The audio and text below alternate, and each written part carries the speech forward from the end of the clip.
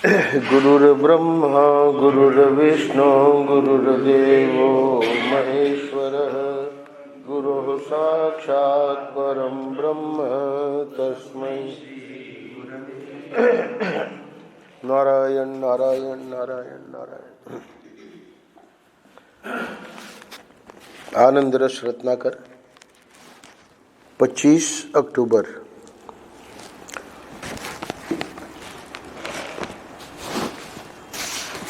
यह हमारा समझदारी का विभाग है।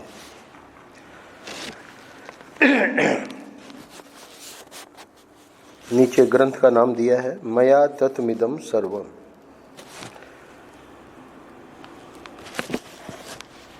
परम पूज्य महाराज श्री हमारे गुरुदेव श्रीमद् भगवद गीता के 9वें अध्याय के 4थे श्लोक पर व्याख्या बंबई में कर रहे थे। आगे चलकर उसी व्याख्या का ग्रंथ बना राज विद्या राजगुह्य योग। उस 4थे और 5वें श्लोक 9वें अध्याय के जो सबसे कठिन श्लोक है गीता के, तो महर्षि ने बड़े विस्तार में व्याख्या की। 3 प्रवचन हुए और उन 3 प्रवचनों का, चूँकि वो बहुत महत्वपूर्ण वेदांत का प्रसंग है, तो अलग से उसका श्लोक के ही शब्दों पे उसके ग्रंथ का नाम रख दिया गया। 3 प्रवचनों की छोटी सी पुस्तिका मया तत्मिदं सर्वम। श्लोक है मया तत्मिदं सर्वम जगद अव्यक्त मूर्तिना मत्स्थानि सर्वभूतानि न चाहम तेषु अवस्थित है। ये 4था श्लोक है। और 5वां है न च मत्स्थानि भूतानि पश्य में योगमेश्वरम भूत भृन्न च भूतस्थो मोमात्मा भूत भावना। अब चूंकि इन 2 श्लोकों को लेकर प्राय प्रश्न उठते हैं, तो महर्षि ने मूल में ही जो व्याख्या की वो काफ़ी विस्तार में की। उसमें विशेष रूप से भगवान ने जब अर्जुन को ये कहा कि मेरे द्वारा ये सब व्याप्त है, अब मैं अगर यहाँ कहूँ कि मेरे द्वारा ये सब व्याप्त है, तो मैं तो यहाँ एक कुर्सी पे बैठा हूँ, तो कौन विश्वास करेगा कि मेरे द्वारा ये सब व्याप्त है? तो उसको समझाना पड़ेगा कि किस दृष्टि से व्याप्त है। हमको यानी कि अर्जुन को भगवान कृष्ण सारथी के रूप में दिख रहे हैं। यद्यपि उन्होंने 4थे अध्याय में ये बात बताई कि मैंने ही जब सृष्टि की आदि में ये ज्ञान देना पड़ा, तो हिरण्यगर्भ यानी विवस्वान को मैंने ही ज्ञान दिया। अब वही जो जिन्होंने ज्ञान दिया वो कह रहे हैं कि ये ज्ञान मैं तुझे देने जा रहा हूँ, 4थे अध्याय में कह रहे हैं। तो प्रश्न ये उठता है कि भगवान का जन्म तो अभी हाल ही में हुआ, तो वो जो सारथी के रूप में बैठे हैं अर्जुन के रथ पे, उन्होंने ये ज्ञान सूर्य को दिया, ये बात तो समझ में नहीं आती। तो वहाँ अर्जुन ने प्रश्न किया है अपरम भवतो जन्म परम जन्म विवस्वत है। आपका तो अभी जन्म हुआ है और विवस्वान जो है वो तो सृष्टि के आदि से है। कथम एतद् विजानीयाम त्वम् आदौ प्रोक्तवानिति। मैं इसको कैसे जानूं कि आपने ही सूर्य को ज्ञान दिया। वहाँ भगवान ने अवतार का रहस्य 4थे अध्याय में बताया। बहूनि में व्यतीतानि जन्मानि तव चार्जुन। हे अर्जुन, तेरे भी बहुत जन्म बीते हैं और मेरे भी। तानि अहम वेद सर्वाणि न त्वं वेत्थ परम तप। हे परम तप, हे अर्जुन, मैं उन सब जन्मों को जानता हूँ और तुम उनको नहीं जानते। मैं सर्वज्ञ हूँ, मैं सर्वविद हूँ। तो ये जो भगवान ईश्वर जब अवतार लेते हैं तो वो जो अजन्मा है, सच्चिदानंद तत्व है, वो तत्व कैसे अभिव्यक्त हो जाता है उसका भी रहस्य वहीं दिया 4थे अध्याय में। अजोपि सन अव्ययात्मा भूतानाम ईश्वरोपि सन प्रकृतिम स्वाम अधिष्ठाय संभवामि आत्ममायया। मैं अपने को जब चाहता हूँ तब प्रकट कर लेता हूँ। तो वो जो तत्व है उस तत्व में अचिंत्य माया शक्ति है और वो तत्व सर्वव्यापक है।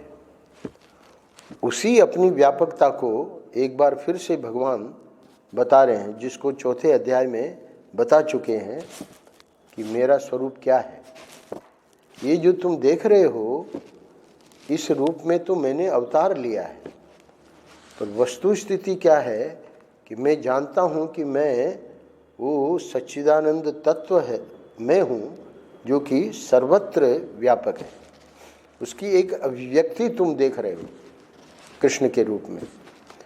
तो इसलिए यहाँ मया तत्मिदम सर्वम को समझाने के लिए दार्शनिकों को बहुत बुद्धि लगानी पड़ी, क्योंकि सब दर्शन भगवान को निर्माता तो मानते हैं सृष्टि का, पर भगवान स्वयं बने हैं ये सब ऐसा नहीं मानते। सनातन वैदिक धर्म ही ऐसा मानता है कि भगवान ही बनाने वाले हैं और भगवान ही बनने वाले हैं। मेकर भी भगवान है और मेटर भी भगवान है। तो उपादान भी भगवान है और निमित्त भी भगवान है।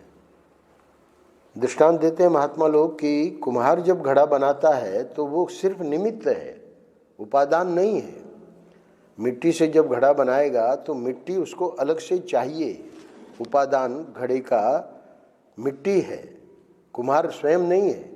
कुम्हार सिर्फ मिट्टी से घड़ा बनाता है। पर यहाँ ये बात समझनी पड़ेगी हमको, वैदिक सनातन धर्म की ये बात सिर्फ सनातन धर्म में ही इसको स्वीकार किया गया है, और अन्य जो दर्शन हैं वो इस बात को स्वीकार नहीं करते। वो ईश्वर को सिर्फ बनाने वाला मानते हैं। सांख्य दर्शन है, वो कहता है कि प्रकृति से सृष्टि बनी है और ईश्वर जो है वो निर्माता है। न्याय दर्शन कहता है कि परमाणु जो हैं, ये जो पंच महाभूत हैं, इनके परमाणुओं से सृष्टि बनी है और भगवान बनाने वाले हैं। तो ये जो प्रकृति, परमाणु, काल आदि अनेक जो थियरीज हैं, वो अगर हम उनको स्वीकार करेंगे वैदिक सनातन धर्म में, तो सिया राम में सब जग जानी, सब प्रभु ही है, ये बात बनेगी नहीं। सिद्धांत में ही ये बात आ जानी चाहिए कि भगवान ही बनाने वाले हैं और भगवान ही बनने वाले हैं।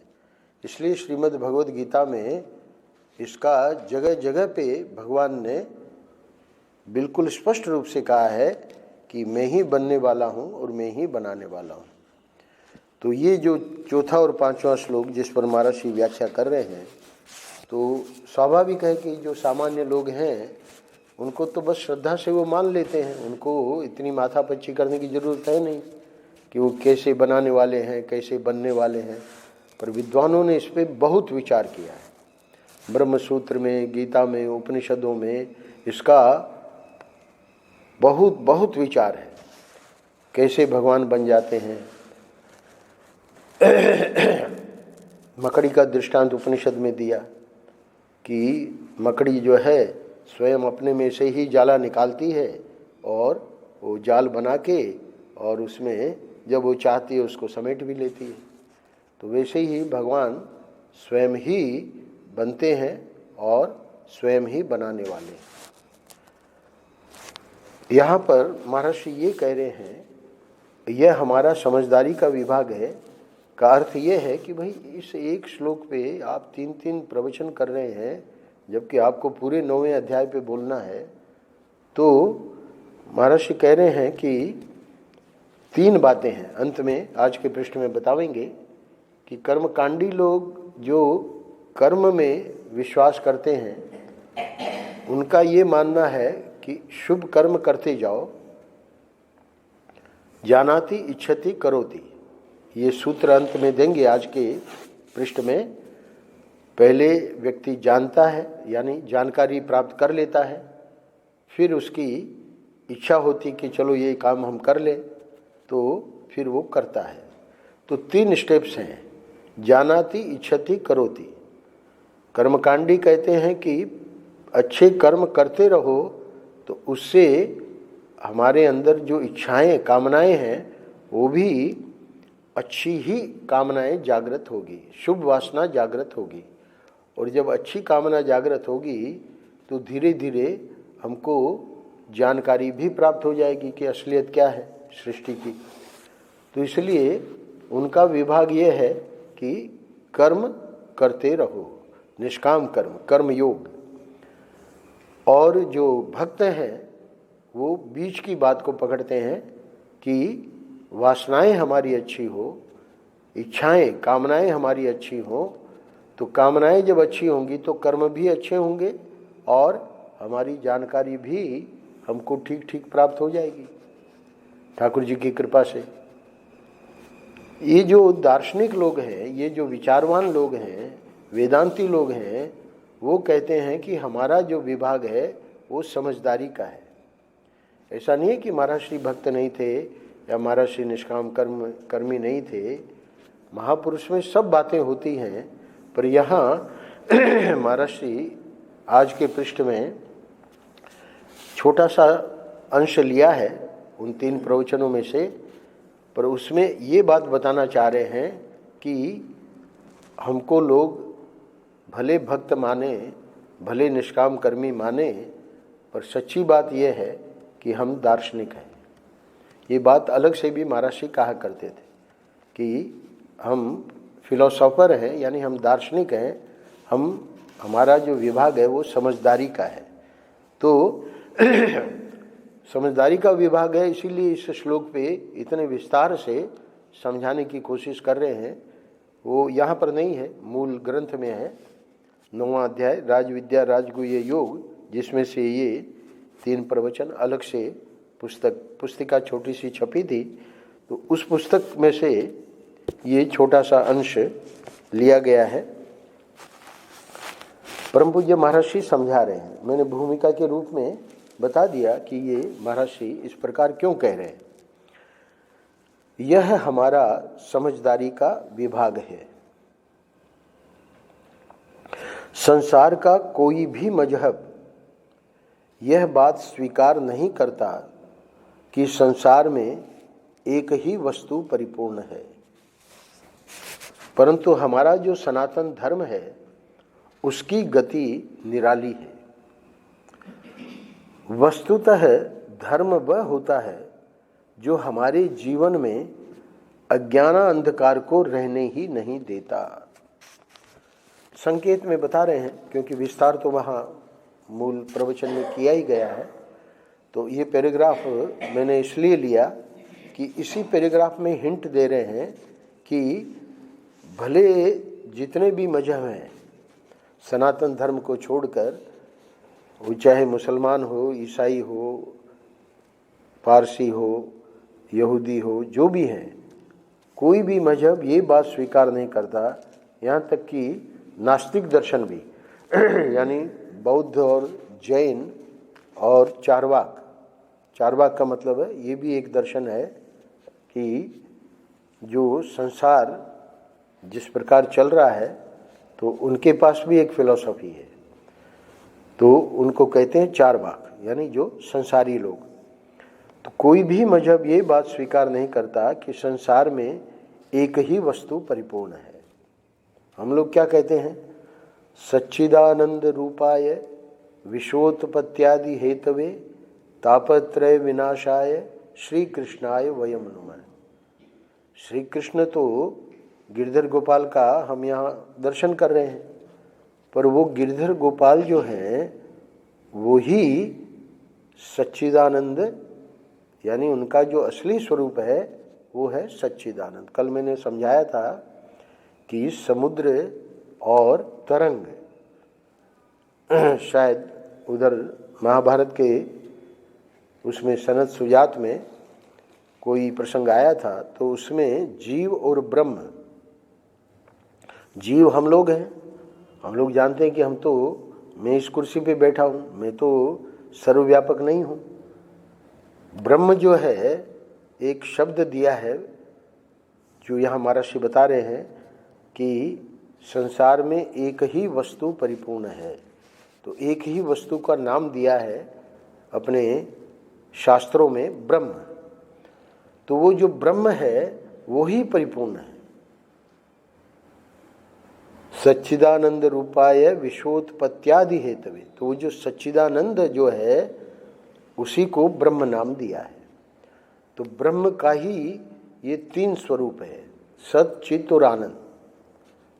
तो वो जो ब्रह्म है वो एक ही वस्तु है, यानी अद्वितीय है, उसके अतिरिक्त और दूसरी कोई वस्तु ही नहीं है। उसी को और सरल भाषा में परमात्मा, तो परमात्मा जो है आत्मा एक एक यहाँ बैठे हैं, परमात्मा जो आत्मा का परम रूप है वो क्या है? सच्चिदानंद। तो सच्चिदानंद अगर परमात्मा है तो आत्मा फिर क्या है? वो भी सच्चिदानंद है। दृष्टांत बहुत सुंदर देते हैं महापुरुष लोग समझाने के लिए कि समुद्र तो बहुत बड़ी वाटर बॉडी जो है उसका नाम समुद्र है, और तरंग जो है उसमें जो लहरें उठ रही हैं वो तो छोटी छोटी है, परंतु अगर लहर का तात्विक रूप देखें और समुद्र का तात्विक रूप देखें तो वो क्या है? जल है।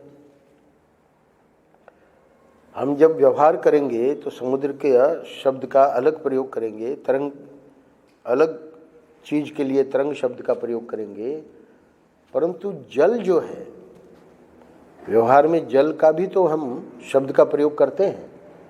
तो जल क्या है?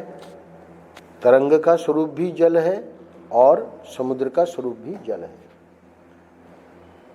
आप लोग बैठे हैं, समझो हम समुद्र के किनारे बैठे हैं और हम किसी को कहें कि एक तरंग ले आओ, तो आप क्या लाओगे?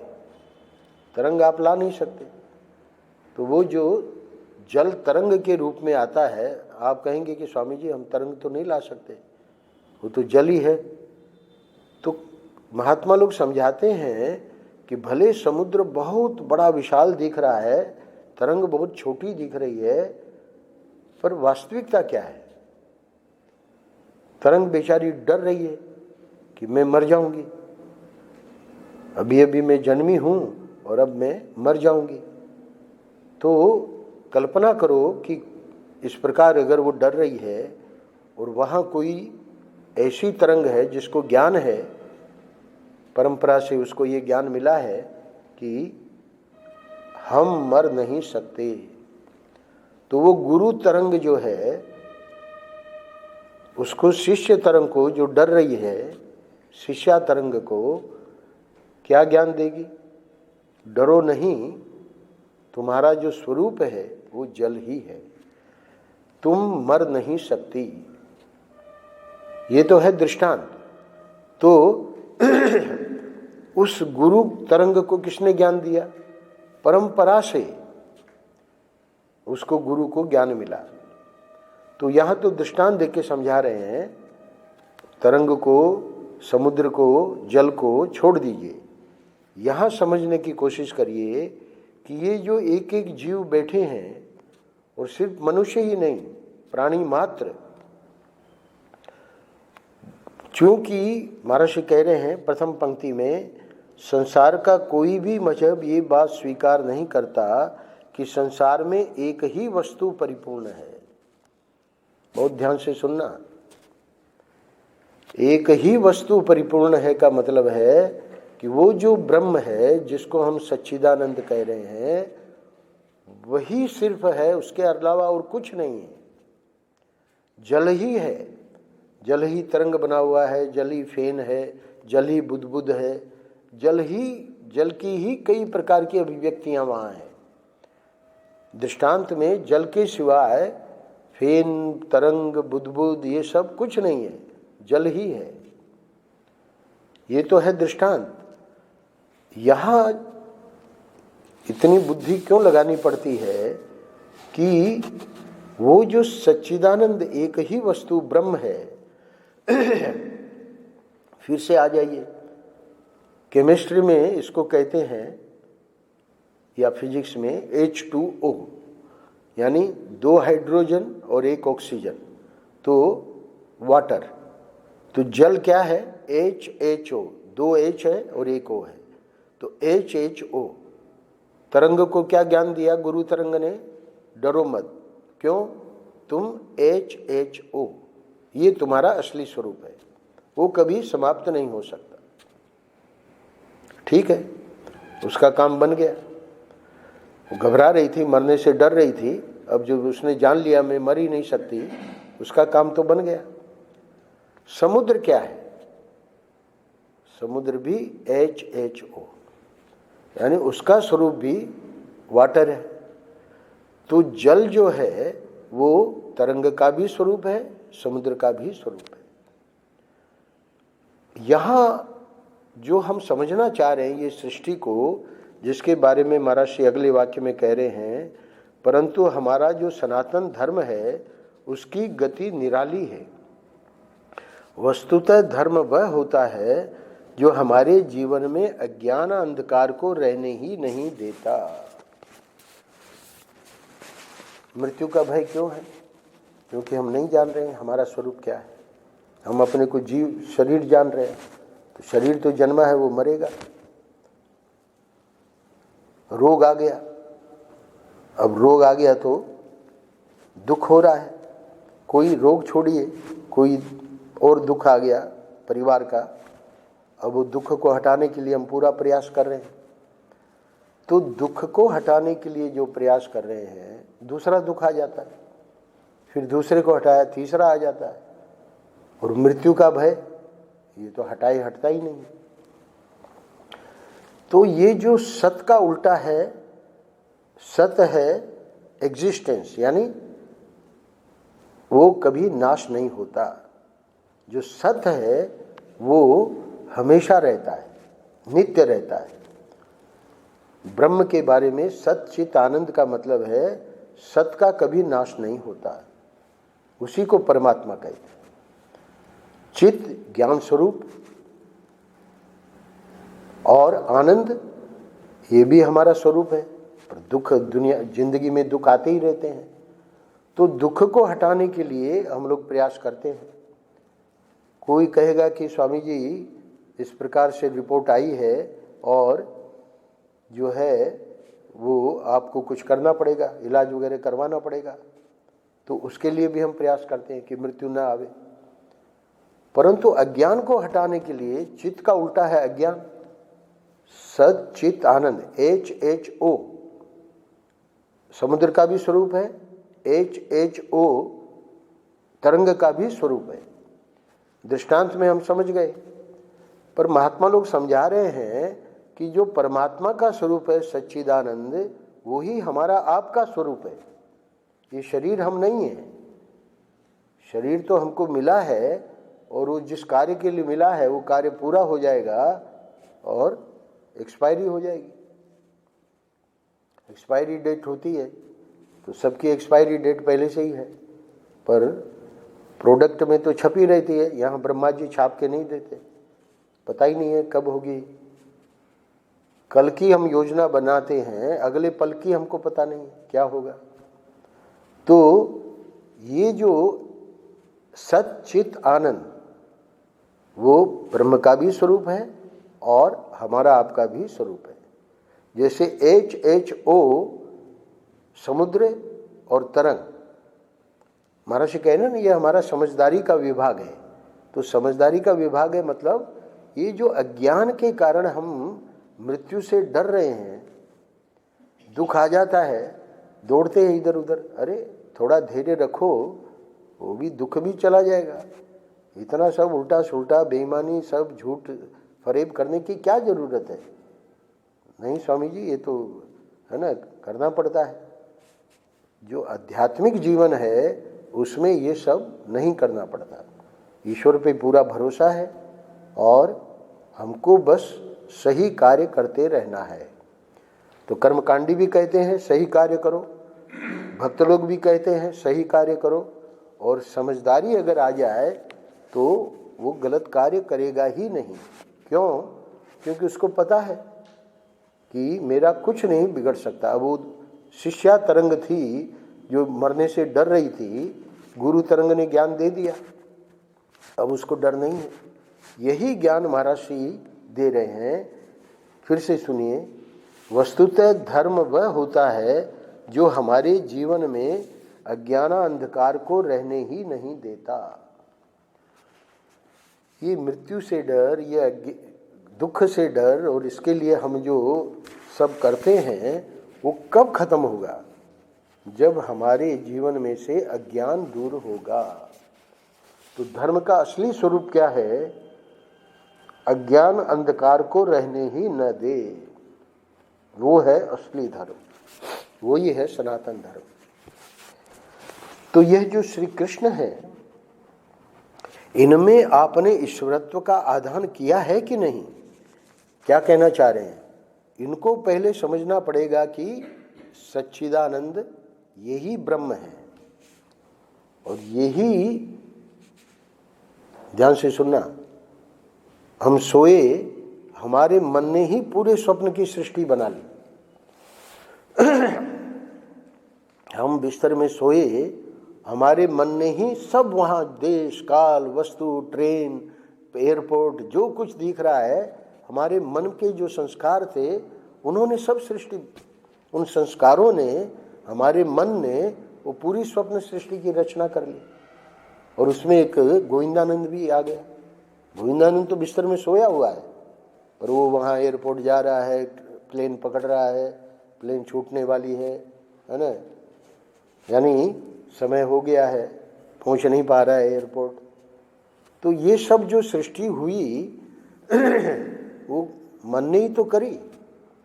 ये जिस अनंत कोटि ब्रह्मांड कॉस्मोस, ये क्या है?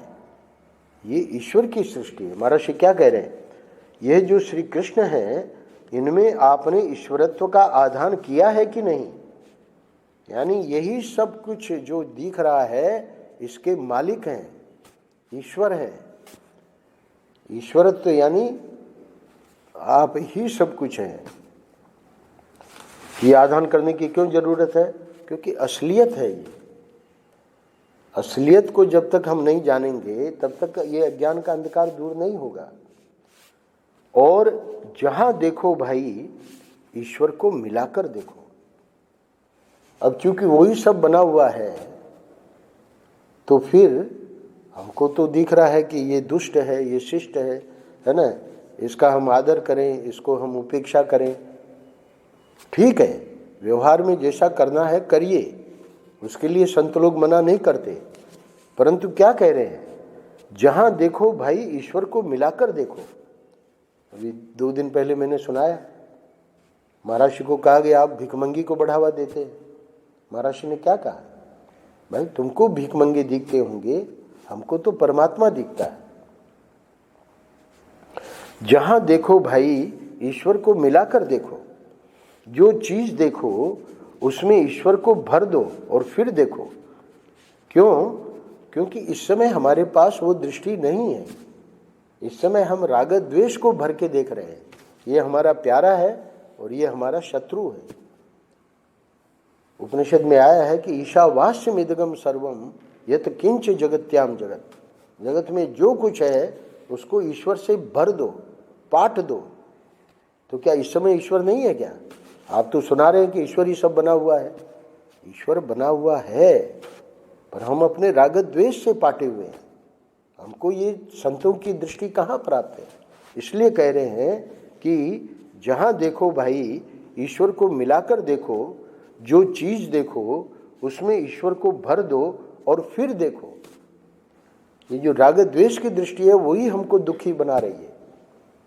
ईश्वर को भर के देखेंगे, अरे ये तो लीला कर रहा है, ये तो हमारा शत्रु है ही नहीं। वो कुछ कह गया, हम अपमानित हो गए और हमने उसको शत्रु मान लिया। पर जब देखेंगे कि अरे उसने तो इतनी बढ़िया बात कही, हमारा दोष बताया, हमको तो अपना दोष पता ही नहीं था, वो तो हमारा शत्रु नहीं है, वो तो हमारा हितैषी है। कबीर जी ने क्या कहा, निंदक नियरे राखिए, जो निंदा करने वाला है उसको पास में रखिए। अरे महाराज आप क्या कह रहे हैं, हमको तो निंदा बिल्कुल पसंद नहीं है। निंदक नियरे राखिए आंगन कुटी छवाए। अगर कुछ है पैसा वैसा तो उसकी कुटिया बना दो अपने बगल में। क्यों महाराज, बिन पानी बिन साबुने निर्मल करे स्वभाव। वो आपको बताएगा कि आप में क्या दोष है। तो अब वो शत्रु को हम शत्रु रूप से नहीं देख रहे हैं, ईश्वर ही उस रूप में हमारा हितैषी बन के हमको बता रहा है कि अपने को ठीक करो। देखो आपका आनंद कैसे बढ़ जाता है। दृष्टांत देके समझा रहे हैं। मैंने वाणी का दृष्टांत दिया, महाराज श्री स्वर्ण का दृष्टांत दे रहे। एक बच्चा देखता है कंगन, स्वाभाविक है, छोटा है, अभी उसको समझ नहीं है कि भाई ये कंगन की असली क्या चीज़ है। यहाँ तक कि उसको पहना दिया माँ ने और उसको कुछ पता नहीं है कि कितना कीमती है। 1,00,000 रुपया समझ लो उसकी कीमत है। वो तो अपना खेल रहा है और वो चोर आदमी जो है उसने चुरा लिया। खैर उसकी कोई चीज़ चली गई इसलिए रोता जरूर है, पर अब माँ को देखिए डबल दुख है ना, इतनी कीमती चीज़ चली गई। उसने ध्यान, मतलब माँ ने ध्यान नहीं दिया, तो उसको अपने ऊपर भी दुख आता है कि अपने ऊपर भी तो डबल दुख है। तो बच्चा तो क्या है, वो देखता है कंगन तो उसकी चमक को देखकर वो खुश होता है। महाराज जी कह रहे हैं कि आप तो बच्चे नहीं है ना, तो आप बच्चे की तरह श्री कृष्ण की शक्ल सूरत मत देखिए। उसमें जो सच्चिदानंद घन तत्व जो आकृति धारण कर प्रकट हुआ है उस तत्व को देखिए। तो वो तत्व तो उपनिषद में आया है कि जब ये सृष्टि नहीं थी तो सिर्फ तत्व ही था। ये जब नाम रूप नहीं था, कॉस्मोस नहीं था, है ना, चंद्रमा सूर्य इतने प्लेनेट्स और इतने जो ग्रह नक्षत्र तारे, उसमें पृथ्वी पर हम बैठे हुए हैं, तो ये जब सब कुछ नहीं था तब एक सिर्फ सच्चिदानंद तत्व ही भरपूर था। तो उसको देखिए, जैसे बच्चा कंगन को देखता है और चमक को देखकर वो खुश होता है, उतना ही अगर हम देख पा रहे हैं, मनुष्य दुर्लभ जन्म मिलने के बाद भी ये ज्ञान प्राप्त नहीं किया गीता का, तो हमारा जो जन्म है वो सफल कहाँ हुआ। धर्म वही है जो हमारे जीवन में अज्ञान अंधकार को रहने ही नहीं देता। तो अज्ञान अंधकार को हटाने का महाराज श्री प्रयास कर रहे हैं। क्या कह रहे हैं, उसकी सिर्फ शक्ल सूरत मत देखो। भगवान कृष्ण दिखें, प्रेम करो, उनका भजन करो, उनका जप करो, है ना, उनसे लाड लड़ाओ, पर ये भी तो समझो कि इनकी असलियत क्या है। ये तो पूरे सृष्टि के मालिक हैं, ईश्वर है। उसमें जो सच्चिदानंद तत्व जो आकृति धारण कर प्रकट हुआ है उस तत्व को देखिए। तो इसलिए अर्जुन को कहा कि जब मैंने सूर्य को ज्ञान दिया, वो तो मैंने ऐसे रूप बना के कृष्ण का ज्ञान नहीं दिया, मैंने अपने अचिंत्य प्रभाव से ही उसको ज्ञान दे दिया। हिरण्यगर्भ जो ब्रह्मा जी हैं, तो पुराणों में तो कथा आती है कि नारायण के रूप में ब्रह्मा जी को ज्ञान दिया, है ना, चतुश्लोकी भागवत कही, परंतु उपनिषदों में वर्णन आया है कि वहाँ कोई प्रकट रूप से कोई नारायण ज्ञान नहीं दे रहे हैं ब्रह्मा जी को। ब्रह्मा जी ने तप किया और तप से ही, पुराण में वो भी बात आती है कि तप से ही उनको ये ज्ञान प्राप्त हो गया कि मेरा स्वरूप क्या है। तो वो जो तप करवाया, क्योंकि एक आवाज आई, कमल नाल में अपने को देख रहे थे, पता ही नहीं लग रहा था मैं क्या हूँ, कहाँ हूँ, कौन हूँ। तो तत्व को देखिए, शक्ल सूरत मत देखिए। अच्छा, तब देखो कितना आनंद आता है। यही इसकी महिमा है। महर्षि का चूंकि मैंने भूमिका में सब समझा दिया है, तो अभी पढ़ के हमें सुना देता हूँ, आप लोग समझ जाएंगे। बहुत सरल है। देखो, हम आपकी समझ में ईश्वरता को भरना चाहते हैं, ये बात आप नहीं भूलना। हमारा विभाग ही केवल समझ शुद्ध करने का है। जब समझ शुद्ध होगी तब वासना शुद्ध होगी। जिसको आप ठीक समझेंगे उसको चाहेंगे, और जब वासना शुद्ध होगी तब आपका चरित्र भी शुद्ध हो जाएगा।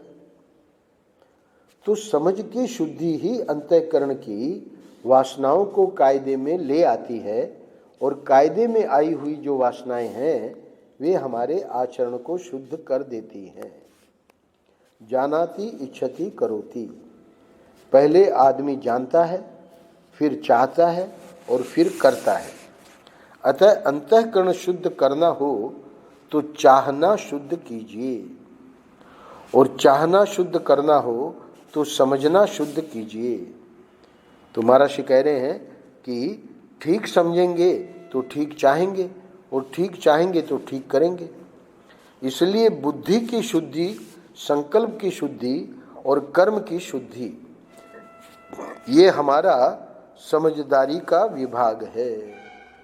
तो क्रम क्या है? जानाति इच्छति करोति। परंतु सब लोग इतने बुद्धिमान नहीं हैं, इतने उत्तम अधिकारी नहीं हैं। तो अब जो दूसरे लोग क्या करते हैं वो बता रहे हैं। कर्मकांडी पंडित कहते हैं कि अच्छा करोगे तब अच्छा संकल्प उठेगा और तब अच्छी समझ आएगी। चलो ये भी बात ठीक है। और भक्त लोग क्या कहते हैं? और भक्तों का विभाग इनसे भी दूसरा है। ये बीच की बात को पकड़ते हैं। जानाति इच्छति करोति में इच्छति को पकड़ते हैं। वे कहते हैं कि पहले अच्छा चाहो, ईश्वर को चाहो, ईश्वर से प्रेम करो, जम के जप करो, जम के पूजा करो, जम के सत्संग करो, ईश्वर से प्रेम करो तो कर्म भी शुद्ध हो जाएगा, और फिर ठाकुर जी समझ भी दे देंगे, समझ भी शुद्ध हो जाएगी। इस तरह ये तीन अलग अलग विभाग हैं। नारायण नारायण नारायण नारायण। श्री राम।